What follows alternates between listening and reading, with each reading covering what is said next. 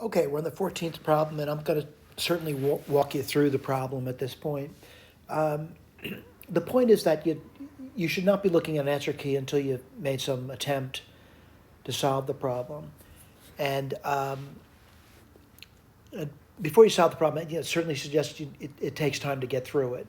So don't be discouraged if it takes more than a few minutes to get through something. Some of the problems I do here, I talk about it for 10 or 15 minutes just for the one problem alone. So over here it says the nth term of a geometric progression is p, and the nth term is q. Prove that the first term is blah, blah, blah. So my goal over here is to prove this. And what am I proving? I want to prove that a1 is this term. So what I would do is, basically know I'm looking for a1. So what I did over here was I said I don't know what a1 is, so I called it a. Then what I did was I talked about the nth term. The nth term would be a times r to the m minus 1, and they claim that's equal to the number p. Then they went on to say that the nth term is q. So what's that going to be? Well, that's going to be a, whatever a is, to the n minus 1 would equal q. Right? Now before I get there, I want to get to this step over here. Now, where's this coming from?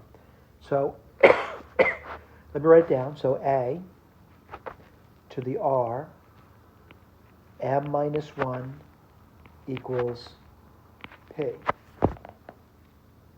Now what I'm going to do is divide both sides by a.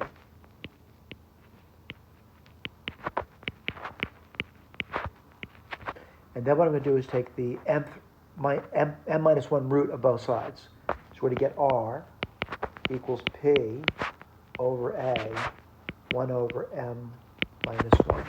All right, let me show you where that is. That's right over here. Okay, I know what r is. Let me get my eraser out. Again, we're just walking through the key, step by step. Okay, I'm still on this line over here. So now the question becomes is, if you know what r is, just plug it in. And that's all I did over here. So let's write this down. So q is equal to a to the r. Well, what's r? P over a 1 over m minus 1, but we're raising it to n minus 1. All right. That's how we're getting this over here. Let me erase this off. Let me just outline what we just got over here. We got this. All right, that's all we got. Then what do? I'm kind of looking at that, and we want to get well,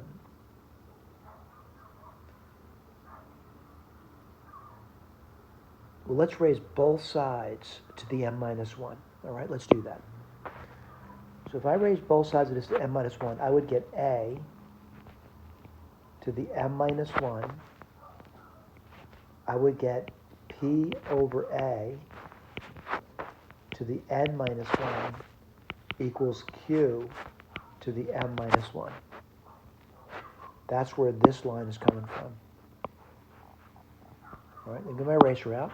And again, we're going step by step. We're moving forward. That's all we're doing. Then what do? Well, I look at the a, and what I mean by that, I'm seeing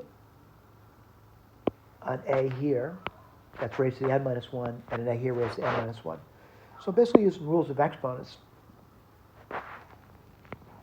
So you would get a to the m minus 1 minus n plus 1 times p to the n minus 1 equals q to the m minus 1.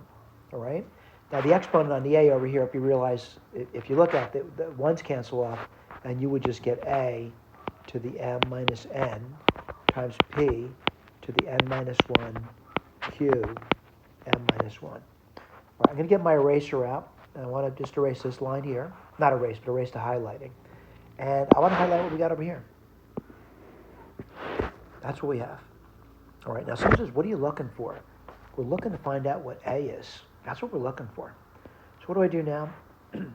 Well, I'm going to get my eraser out, erase all this business over here now. I'm kind of done with this.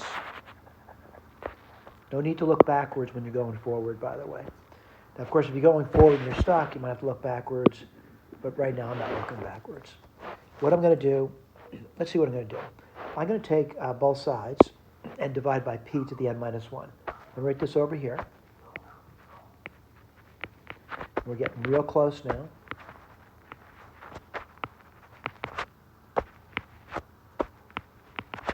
And I'm going to write that a little differently. A to the m minus n equals q to the m minus n times p to the 1 minus n. Let me get my eraser out and show you where this is written. Right over here. Then what are you going to do? You're going to try to solve for A. So, again, I'm moving forward.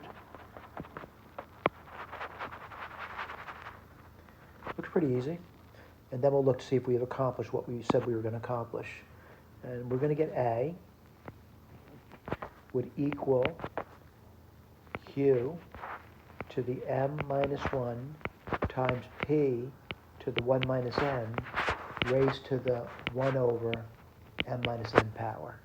And what's this going to be? A is equal to, this is the m minus n nth root of Q m minus 1 times P to the 1 minus n.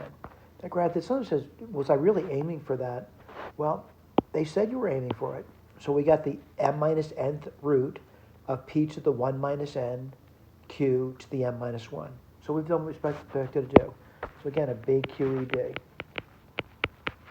Now granted, let me erase this over here. These steps here, I know sometimes you're looking and say, how did he get there? Paper and pencils need to get there.